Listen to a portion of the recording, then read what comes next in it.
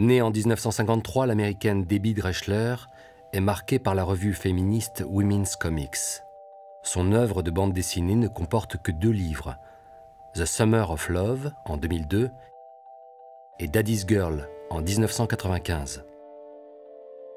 Prépubliée par chapitres en noir et blanc dans des journaux alternatifs, Daddy's Girl est une autobiographie déguisée qui parle de l'inceste sans complaisance. La couverture de l'édition originale montre son père entrebâillant la porte de sa chambre.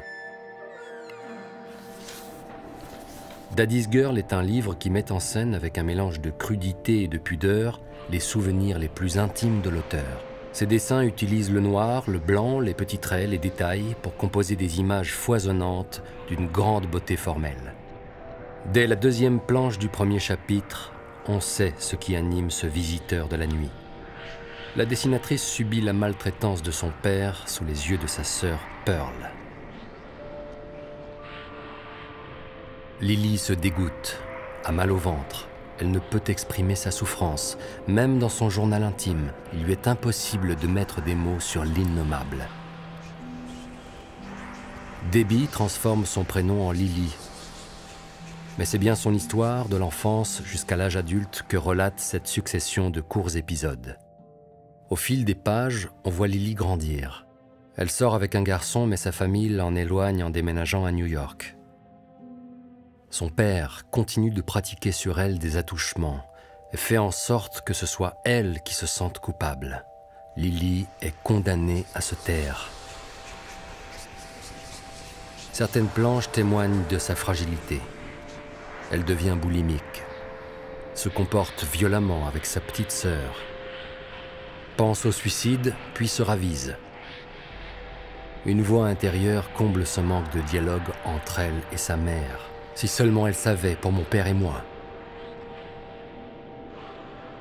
Elle semble désespérée.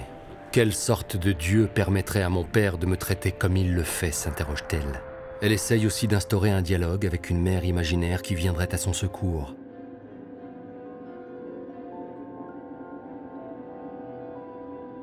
Lily en conclut quelques planches plus loin. Ma mère n'était vraiment d'aucune aide. Elle laisse même planer le doute sur sa complicité quant à la maltraitance qui lui était faite par son père. Par exemple, dans cette planche, sa mère l'empêche d'aller faire ses courses avec elle et ses sœurs, la laissant seule avec son père. « Mon père était supposé s'occuper des impôts », dit-elle.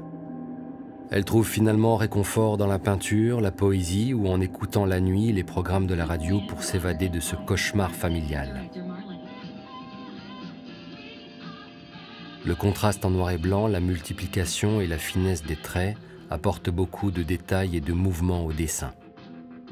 Le coussin sur lequel Lily repose sa tête devient le véhicule de son tourment intérieur. Debbie Drechsler donne l'impression de dessiner son personnage avec un morceau de charbon pour retranscrire son mal-être. Le dernier épisode du livre intitulé « Le journal » adopte le point de vue de sa sœur Pearl. La couleur bleue se mélange au noir et blanc. Elle réalise l'atrocité de la situation en lisant le journal intime de sa sœur Lily. Son opinion change du tout au tout la concernant et enlève le doute sur ce qui s'était réellement passé dans le premier épisode du livre. Lorsque le visiteur de la nuit se présente à nouveau, Pearl simule un cauchemar pour arrêter son père en plein acte. Sa mère apparaît à son tour et ne comprend pas ce que fait son mari dans la chambre. Pearl juge la situation sans espoir. J'espérais que ma mère comprenne quelque chose, mais au fond de moi, je savais que c'était sans espoir. Cette mise en image et la banalité du quotidien de cette famille accentuent la sensation d'étouffement et de désespoir qui habite ce livre.